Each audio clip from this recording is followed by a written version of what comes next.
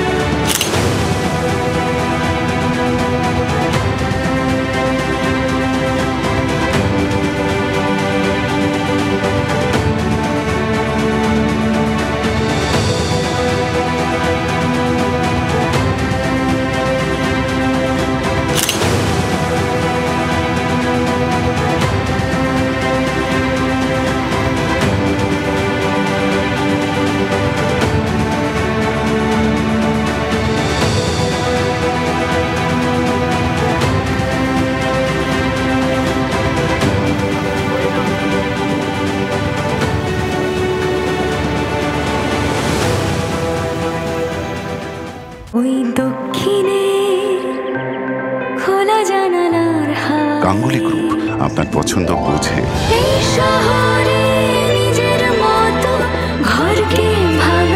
Ganguly group, ভরসার বসতবাটি।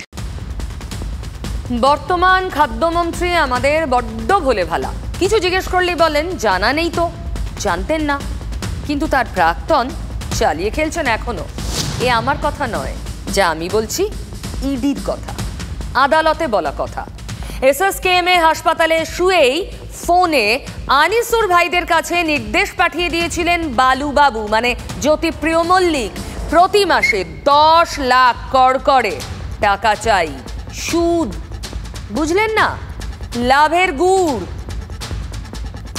জ্যোতিপ্রিয় মল্লিক যখন গ্রেফতার হয়ে এসএসকেএম হাসপাতালে চিকিৎসাধীন, তিনি যখন বেডে শুয়ে রয়েছেন, সেখানে তার কাছ থেকে একটি চিঠি উদ্ধার করেছিলেন সিআরপিএফ আধিকারিকরা। সেই চিঠিতে এই মুকুল বিদেশের নাম ছিল এবং সেই চিঠিতে লেখা ছিল যে মাসে 10 লক্ষ টাকা সুদ বাবদ যেন তার বা তার নিয়ন্ত্রণাধীন কোনো ঘনিষ্ঠের কাছে বা তার সংস্থার কাছে পৌঁছে যায়।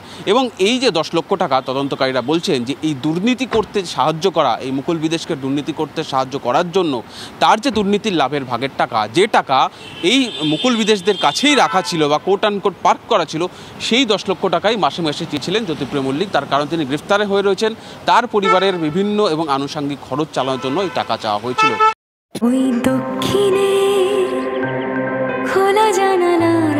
গাঙ্গুলি গ্রুপ আপনার পছন্দ বোঝে।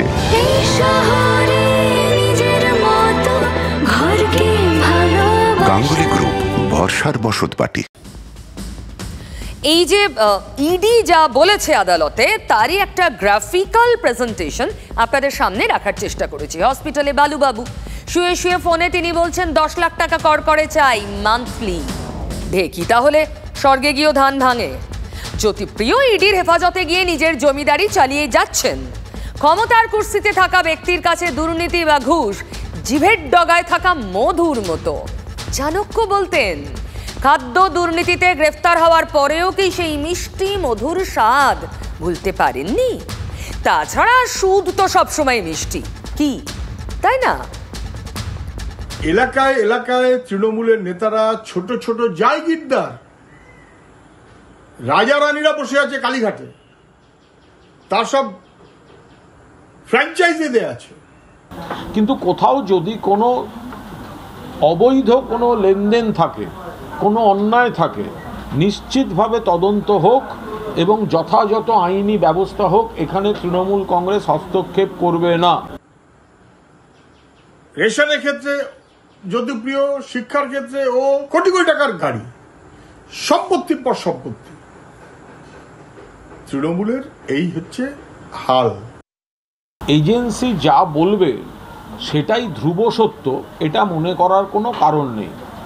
কনসার্ন যারা অভিযুক্ত তারা বা তাদের আইনজীবীদের কথাও শুনতে হবে। তৃণমূলের কথা বলছে, আর আদালতে ইডি নিজের কথা বলছে। ইডির যা আদালতে বলেছে তাতে এটাই দাঁড়ায় যে বালুবাবুর সিএ মানে অ্যাকাউন্টেন্ট শান্তনু ভট্টাচার্যের বাড়িতে তল্লাশি চালিয়েও ডিজিটাল এভিডেন্স হাতে এসেছে ইডির। অর্থাৎ বালু মল্লিকের নির্দেশ মতো মাসে 10 লাখ টাকা করে জ্যোতিপ্রিয়র বাড়িতে পৌঁছে দিতে হতো। জ্যোতিপ্রিয় মন্ত্রী কেমন ছিলেন ক্রমশ প্রকাশ্যে আসছে, কিন্তু একজন পরিবারের কর্তা হিসেবে ফুল মার্কস তাকে দিতেই হবে। জেলে গিয়েও বলেননি পরিবার আছে, সংসার আছে, অতএব মান্থলি 10 লাখ চাই। কদিন আগের প্রশাসনিক বৈঠকে মুখ্যমন্ত্রী কি বালুদের দিকেই তাহলে ইঙ্গিত করেছিলেন? ওই যে তোলাবাজির মাস্টার চাই না। এগুলো হচ্ছে উইকেট পড়া নয়, ঠিক, এগুলো হচ্ছে উইকেটের ওপর যে বেলগুলো তাকে দেখেছেন খেলার মাঠে, এগুলো হচ্ছে উইকেটের ওপরে বেল। আমরা তো মিডল স্টাম্পটাকে চাইছি, আমরা তো মিডল স্টাম্পকে চাইছি। সব দুর্নীতি ওই দুর্নীতির কাছে একেবারে নস্যি। বিজেপির নির্দেশে কেন্দ্রীয় এজেন্সি যেন এমনভাবে পরিচালিত না হয় যে তৃণমূলকে বদনাম করার একটা চেষ্টা নিয়ে তারা বিভিন্ন পদক্ষেপ নেয়। এই বালুবাবুর কথা বলতে বলতেই মামা ভাগ্নের কথা মাথায় এলো। যেমন মামা তেমন ভাগ্নে, চোকসি মামার নীরব ভাগ্নে। একসময় অনেক কিছুই শুনেছেন আপনি, তবে এখন যে মামা ভাগ্নের কথা আমি বলছি তারা কম যান না। ধারে ধারে টাকার অঙ্কে আপনি মেলাতে যাবেন না, মিলবে না।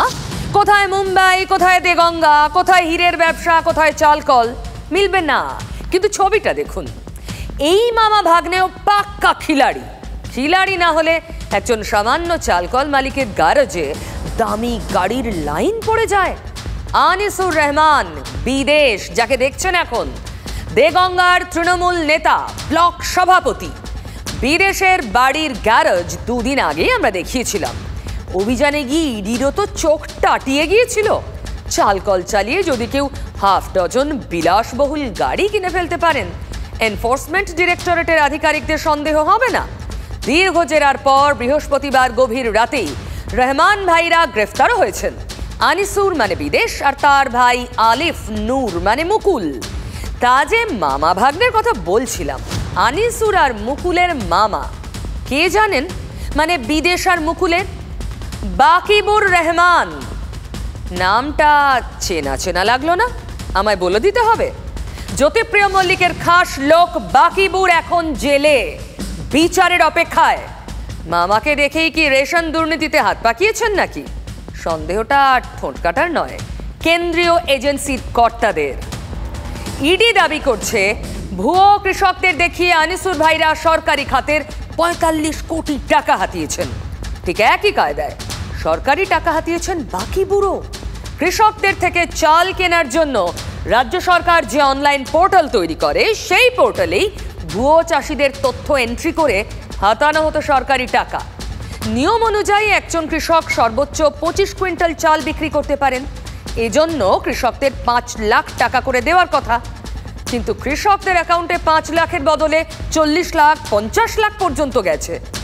প্রাক্তন খাদ্যমন্ত্রী জ্যোতিপ্রিয়র আশীর্বাদ ধন্য না হলে শুধু একজন তৃণমূল নেতা হয়ে, ব্লক সভাপতি হয়ে 45 কোটি টাকা সরানো সোজা হতো?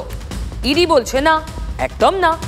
জেলবন্দি প্রাক্তন খাদ্যমন্ত্রীর সাহায্য ছাড়া ধানের সহকারী মূল্যের 45 কোটি টাকা হাতাতে পারতেন না বিদেশ। আনিসুর ভাইরা এই টাকা একা ভোগ করেননি, বালুর 3টে কোম্পানির অ্যাকাউন্টে এই টাকা ট্রান্সফার করা হয়েছে। এই বিদেশ মুকুলের অ্যাকাউন্টে ছিল 6.5 কোটির মতো। অর্থাৎ ইডির হিসেব অনুযায়ী এই টাকার বড় অংশই মন্ত্রীর অ্যাকাউন্টে গেছে, থুড়ি প্রাক্তন মন্ত্রীর। অন্তত 100 জন ভুয়ো চাষির নথি দেখিয়ে এই ভাইরা এই কাজ করেছে বলে ইডির দাবি। এবার শুনুন কি বক্তব্য এদের। তো বিরাট বড় চক্র, শুধু একজন দুজন নয়, আরও অনেকে জড়িত আছে। জ্যোতিপ্রিয় মল্লিক থেকে শুরু করে তার যে পুরো টিম। খাদ্য দপ্তরের স্ট্যাম্প, ব্যাগ এসব উদ্ধার হয়েছে। খাদ্য দুর্নীতি যে কত গভীরে চলে গেছিল আজ তা প্রমাণ হচ্ছে। এমনকি শিলিগুড়িরও বেশ কিছু আমি খবর পেয়ে, যেটা আমার কাছে খবর আছে, একজন চালকল মালিক, মানে যে চালের ব্যবসা করে এরকম লোক শিলিগুড়িতে একজন আছে যে জ্যোতিপ্রিয় মল্লিকের হয়ে কাজ করত। এই রহমান ভাইদের চালকলের ব্যবসা পারিবারিক। বাকিবুর রহমানকে সঙ্গে নিয়েই আনিসুরের বাবা রাইস মিল খুলেছিলেন, তখন বাম আমল। সেই সময় যিনি খাদ্যমন্ত্রী কলিম উদ্দিন শামস, তার সঙ্গে সদ্ভাব ছিল এই আনিসুরের বাবার। বাকিবুরও সুসম্পর্ক রেখে চলতেন। পরে নিজের আলাদা মিল খোলেন, আর তখন থেকেই তাদের মিল থেকে সরাসরি ডিস্ট্রিবিউটরদের কাছে খাবারের সামগ্রী যেত। তার বাম রাজনীতি করতেন এরা। রাজ্যে পালাবদল হতে রহমান ভাইদের রাজনৈতিক রং পাল্টে যায়। দেগঙ্গা ব্লক তৃণমূলের দায়িত্ব কাঁধে আসে। ব্লক সভাপতি হন বিদেশ। জ্যোতিপ্রিয় মল্লিকের সঙ্গে সেই সূত্রেই ঘনিষ্ঠতা বাড়ে। মামা বাকিবুরের সঙ্গে দুই ভাগ্নেরও নিয়মিত খাদ্য দফতরে যাতায়াত তখন থেকেই। এভাবেই রেশন দুর্নীতির জালে জড়িয়ে পড়েছেন রহমান ভাইরা। নকল চাল তৈরি করার মেশিন ছিল তাদের কাছে, এবং এই যে নকল চাল তৈরি করার মেশিন, সেগুলো আনা হতো চীন থেকে। বিভিন্ন উপায়ে নকলভাবে চাল তৈরি করা হতো। এই যে চীন থেকে নকল চাল তৈরির মেশিন আনিয়েছিলেন বিদেশরা, তাও কি বালুর পরামর্শে নাকি নিজেদের সীমাহীন লোভে? সূত্র বলছে জ্যোতিপ্রিয় মল্লিকের মেয়ের বিয়েতে স্করপিও গাড়ি গিফট করেছিলেন আনিসুর। যতই হোক, মন্ত্রী মশাইয়ের মেয়ের বিয়ে নাকি গিভ অ্যান্ড টেক পলিসি। জেলা তৃণমূলেরই কেউ কেউ বলছেন 21-এর ভোটে দেগঙ্গা কেন্দ্র থেকে প্রার্থী হতে চেয়েছিলেন, বালুর কাছে আবদার করেছিলেন বিদেশ। কিন্তু তখন দলে বালুরই ডানা ছাঁটা শুরু হয়ে গিয়েছে, সুযোগ হয়নি। কিন্তু বর্তমান খাদ্যমন্ত্রী রথীন ঘোষ বলছেন তিনি এসবের বিন্দু বিসর্গ জানতেনই না। আমি ব্যক্তিগতভাবে জানি না ওর বিষয়ে, ওর এই মিল টিল কী ছিল কি ছিল না এটা আমার জানা নেই। আমি আপনাদের মাধ্যমেই শুনলাম। ওর হচ্ছে যে দলের কোনো সহকর্মীর কিছু হলে তো সকলেই শকড হয়। দেখুন, রথীন বাবু খাদ্য দপ্তরের দায়িত্ব নিয়েছেন খুব কম দিন নয়। দপ্তরটা তাকে দেখতে হয়। তাহলে এই দপ্তরে ঘুঘুর বাসার খোঁজ তিনি নেবেন না? বাকিবুরকে কবে ধরেছে, তারপরেই এতদিন বাদে আনিসুরকে ধরছে। এই কোনো ডকুমেন্ট রাখবে? কোনো ডকুমেন্ট থাকবে? ইলেকট্রনিক্স এভিডেন্স ছাড়া সমস্ত এভিডেন্স এতদিনে মিটিয়ে ফেলেছে। এরা ভোট ক্যাপচার করবে, ভোট অর্গানাইজ করার জন্যই এরা তৃণমূলের নেতা, এবং সেই কারণেই টাকার মালিক, বেআইনি টাকার মালিক।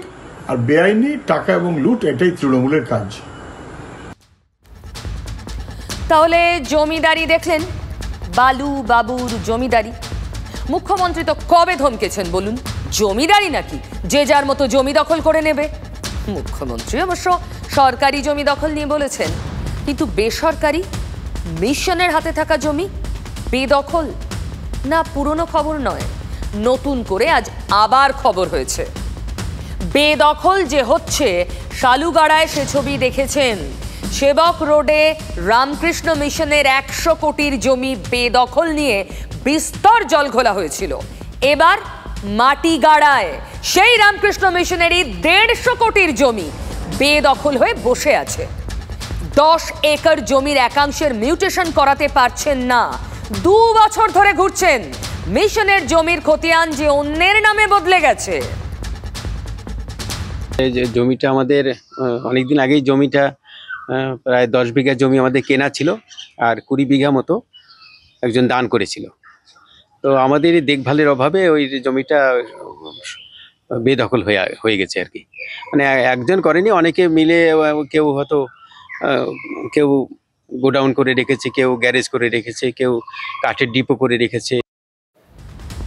ওই যে বলছিলাম জমিদারি, নিজের মনে করে লোকজন পাঁচিলও তুলে দিয়েছে। অগত্যা শিলিগুড়ির মেয়র গৌতম দেবের সঙ্গে আজ দেখা করেন মিশনের সন্ন্যাসীরা। ইতিমধ্যে মুখ্যমন্ত্রীকেও চিঠি দিয়েছেন। জমির অধিকার ফিরে পেতে দার্জিলিংয়ের জেলা শাসকের কাছে চিঠি লিখেছেন। জমির নথি মালিকানা বদলে গেল কি করে জাল নথি তৈরি হলো? ভূমি দফতরও যে ঘুঘুর বাসা হয়ে গেছে সে কথা তো মুখ্যমন্ত্রী নিজে বলেছিলেন। ভূমি দফতরের একাংশ আধিকারিকের দুর্নীতির কথা বলেছেন। সেভাবেই কি জাল নথি করে মিশনের জমি 150 কোটির জমি লুট হয়ে যাচ্ছে? রামকৃষ্ণ মিশন ভারত সেবাশ্রমের সঙ্গে থেকে মুখ্যমন্ত্রী গালি দিচ্ছে, তো স্বাভাবিকভাবে তৃণমূল কংগ্রেসের নেতারা তারা তো চেষ্টা করবেই। আর শিলিগুড়িতে জমি মানে এখন বুঝতেই পারছেন, সে কাওয়াখালী হোক বা অন্য কোনো জায়গা হোক, জমি মানে তো এখানে হীরের টুকরো। এর অনেক কিছু কাগজ পরিবর্তন করে দিয়েছে সেই সময় লেট ফন্ট আমলে। কিভাবে কি করেছে আমি এসব আপনাকে বলতে পারবো। আমি যেখানে যা জানানো আমি জানাবো। আশ্বাস দিয়েছেন দেখবেন। মিশনের এই জমি দখলের সঙ্গে শাসক যোগ আছে কি না তা নিয়ে মিশনের সন্ন্যাসীরা সরাসরি কিছু বলেননি। তবে দলেরই শীর্ষ নেতৃত্বের আতশ কাচের নিচে রয়েছেন শিলিগুড়ির শাসক নেতারা। সরকারি জমি কেনা বেচায় একাধিক শাসক নেতা ইতিমধ্যে গ্রেফতার হয়েছেন। মুখ্যমন্ত্রীর নির্দেশ, জেলা তৃণমূলে এ নিয়ে অস্বস্তিও আছে। আর সেই কাটা ঘা এবার নুনের ছিটে দিল বিজেপি।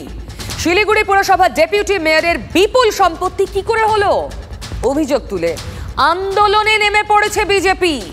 সুকান্ত মজুমদার তো আজ সকালেই ভালো রকম খোঁচা দিলেন।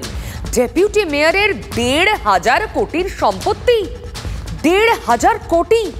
অথচ মুখ্যমন্ত্রী বলছেন বিত্তবান চাই না, বিবেকবান চাই। আমি তো শুনে অবাক হয়ে যাচ্ছি যে ডেপুটি মেয়রের নাকি 1,500 কোটি টাকার সম্পত্তি, যেখানে টাকার অভাবে শিলিগুড়ি কর্পোরেশন কাজ করতে পারছে না নাকি, টাকা নেই নাকি। ডেপুটি মেয়রের 1,500 কোটি টাকার সম্পত্তি হয় কি করে? মানে শিলিগুড়িতে কি এরকম কোনো শিল্প আছে যে শিল্পের মালিকের 1,500 কোটি টাকা থাকতে পারে? তার দাবি, শিলিগুড়িতে এই পুর নিগমে ক্ষমতায় থাকা তৃণমূল নেতাদের সম্পত্তি লাফিয়ে লাফিয়ে বাড়ছে। গত কয়েক বছরের ডেপুটি মেয়র রঞ্জন সরকারের সম্পত্তির পরিমাণ প্রায় 1,500 কোটি টাকা। রাজ্যে এবং ভিন রাজ্যে এই বিপুল টাকা তিনি কিভাবে অর্জন করে বিনিয়োগ করলেন তা প্রশ্ন তুলেছেন সুকান্ত মজুমদার। আর বেলা গড়াতেই বিজেপি আন্দোলনে নেমে পড়ল। বিজেপির আন্দোলনের ছবি আপনাদের দেখালাম, আর এতেই বেজায় খেপেছেন ডেপুটি মেয়র রঞ্জন সরকার। সাংবাদিকদের ডেকে বললেন, কেন্দ্রীয় মন্ত্রী প্রমাণ দিন আমার সম্পত্তি 1,500 কোটির, আমি আইনি নোটিশ পাঠাচ্ছি। নানা ধরনের এজেন্সি আছে, সেটা না লাগিয়ে তার বিচার না করে উনি মানুষকে নিদান দিচ্ছেন, আত্মহত্যায় প্ররোচনা দিচ্ছেন। এটাও ক্রিমিনাল অফেন্স। আমি আইনের নোটিশ পাঠাচ্ছি। আমি মানে নিশ্চিতভাবে আমি নিশ্চিত যে এই টাকা জনগণের টাকা এটা লুট করে খেয়েছে। ওনাকে জবাবদিহি করতে হবে কোর্টের কাছে। আর যদি করতে না চান তাহলে ক্ষমা চান। ওনার যদি ক্ষমতা থাকে উনি মানুষের সামনে তথ্য তুলে ধরুন। কে কত জমি দখল করতে পারলো, কত টাকার মালিক হতে পারলো, নেতারা শুধু এই কচকচানি নিয়ে ব্যস্ত। এদের কথা ভাবার সময় ওদের নেই। এবার যে খবরটা দেব তা ভয়ঙ্কর, ভয়ঙ্কর, মন খারাপ করা। বলতে সত্যি আমার খারাপ লাগছে, কিন্তু উপায় নেই। বাস্তবটা তুলে ধরাই তো ঠোঁট কাটার কাজ। মৃত্যু যে এভাবেও আসতে পারে মেনে নেওয়া মুশকিল। খুব বেশি দূর নয়, পাশের জেলা হাওড়ায় পৌরবী দাস, যার ছবি দেখছেন স্ক্রিনে, বয়স মাত্র 22, প্রাণটা চলে গেল। কিভাবে জানেন? বাড়ির পাশেই ছিল অনুষ্ঠান, সেজে গুজে 2 বোন যাচ্ছিলেন সেখানে। যাওয়া হয়নি। বাড়ি থেকে বেরিয়ে জমা জল ঠেঙিয়ে যেতে গিয়ে বিদ্যুৎস্পৃষ্ট হয়ে মারা গেলেন পৌরবী। হাওড়ার মালিপাঁচঘড়ার ভৈরব ঘটক লেন। জমা জলে যেন সাক্ষাৎ মৃত্যু দাঁড়িয়েছিল। কিছু করতে পারলাম না, আমার সামনে ঘটনা ঘটে গেল।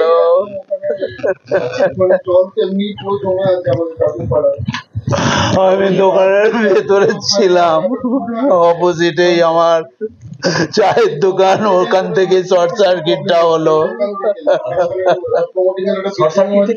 হ্যাঁ, ওই চায়ের দোকানে ওখানেই সবকিছু করে, ইলেকট্রিক্যালের সব ইন্ডাকশন সব জ্বালায়। তখন ও অফ করতে, তারপরে আমি এগিয়ে যাই, মেয়েকে চ্যাংদোলা করে নিয়ে হসপিটালে যাই। আমার তখন সব শেষ হয়ে গেল। ওরা কি বুকিং করে চালায়? এখন দেখুন কি করে কি চালায়, তবে নানান রকম ওরা এই দোকান ও দোকান করছে। 22 বছরের মেয়েকে হারালে বাবার আর কি থাকতে পারে? কিভাবে সামলাবে এই বাবা নিজেকে, এই পরিবার নিজেকে? খবর পেয়ে ঘটনাস্থলে ছুটে আসে মালিপাচঘড়া থানার পুলিশ। সিএসসিকে খবর দেওয়া হয়, তাদের কর্মীরা এসে এলাকার বিদ্যুৎ সংযোগ ছিন্ন করেন। তখন এভাবেও মৃত্যু আসে।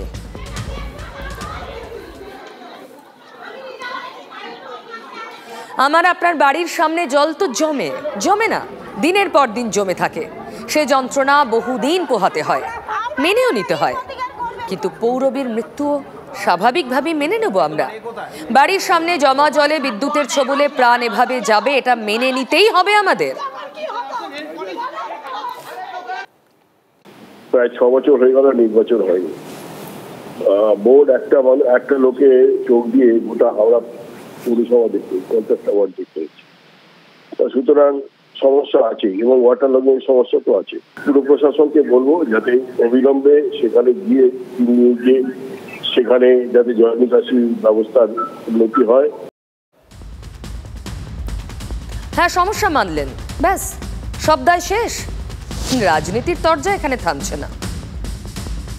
অত্যন্ত দুর্ভাগ্যজনক ঘটনা ঘটেছে, মর্মান্তিক ঘটনা ঘটেছে, নিন্দনীয় ঘটনা ঘটেছে। কেন ঘটলো, কাদের গাফিলতি, কড়া হাতে তদন্ত হওয়া উচিত এবং যাদের গাফিলতি তাদের বিরুদ্ধে কঠোরতম পদক্ষেপ হওয়া উচিত। ডেঙ্গুর সঙ্গে ম্যালেরিয়া আছে। হ্যাঁ, আর ঠিক এরম সময়ও এই বর্ষার সময় বিদ্যুৎ পৃষ্ঠ আসে। প্রত্যেক বাড়িটা বেঁচে থাকাটা, এ রাজ্যে বেঁচে থাকাটা খবর, মরে যাওয়াটা স্বাভাবিক। বিভিন্ন মেট্রোপলিটন সিটিতে আন্ডারগ্রাউন্ড কেবল ইত্যাদি তার প্রচলন হয়েছে। এই ক্ষেত্রে রাজ্যের সরকার কী ধরনের উদ্যোগ বা ভূমিকা নিচ্ছে তার উপরে দাঁড়িয়ে ভবিষ্যতে বিদ্যুৎ পৃষ্ঠে মৃত্যু হওয়ার সম্ভাবনা রোধ করবার ক্ষেত্রে সরকারি উদ্যোগ কতখানি সেটা বোঝা সম্ভব হবে। বিরোধীরা বলবে রাজনীতি জমবে, সমাধান হবে না। আরও একটা মর্মান্তিক খবর, বছর 15-র এক যুবক, তরতাজা কিশোর, মৃত্যু হলো। এই বৃষ্টিতে একটা আস্ত 3তলা বাড়ি হুড়মুড়িয়ে ভেঙে পড়লো তার উপর। এই বাড়িটা তৈরি হয়েছিল মাত্র বছর 15 আগে। সে কথায় পরে আসছি। গতকাল বাগুইয়াটির বাড়িটা হুড়মুড়িয়ে ভেঙে পড়ে, তারপর সব শুদ্ধ মিলিয়ে একতলায় নামে। মানে 3তলা বাড়িটা ভাঙতে ভাঙতে একতলায় এসে মেশে। সেখানে ওই বাড়িরই ছোট ছেলে ছিলেন, তিনি ঘটনাস্থলে মারা যান। আমি রয়েছি বাগুইয়াটির সেই ধ্বংসস্তূপ যে বাড়ি, সেই বাড়ির মধ্যে। দেখা যাচ্ছে বাড়ির একেবারে যে 3তলা সেটা ভেঙে দোতলায়, দোতলা থেকে একতলা। আমি রয়েছি সেই একতলায়। এখানে বাড়ির একেবারে কোনো কিচ্ছু নেই, পুরোটা ভেঙে পড়েছে, লোহা স্ট্রাকচার পর্যন্ত নেই। এমনকি এই যে মোটা মোটা যে চাঁই যেগুলো ভেঙে পড়েছে সেগুলোতে এই রকম কাঠ ব্যবহার করা হয়েছিল, যা একেবারে স্পষ্ট। এবার এই যে ঠিক এই রকম কাঠ, অর্থাৎ দীর্ঘদিন ধরে এই অবস্থায় থাকতে থাকতে এই কাঠগুলো যে কতটা ক্ষয়িষ্ণু হয়ে গেছিল তা কিন্তু একেবারে স্পষ্ট। আবার অনুদান, দুর্গাপুজোর পর এবার খেলা হবে দিবসেও। 16ই আগস্ট খেলা হবে দিবস উপলক্ষে ক্লাবগুলোকে 15,000 টাকা করে দেওয়ার কথা ঘোষণা ক্রীড়া দফতরের।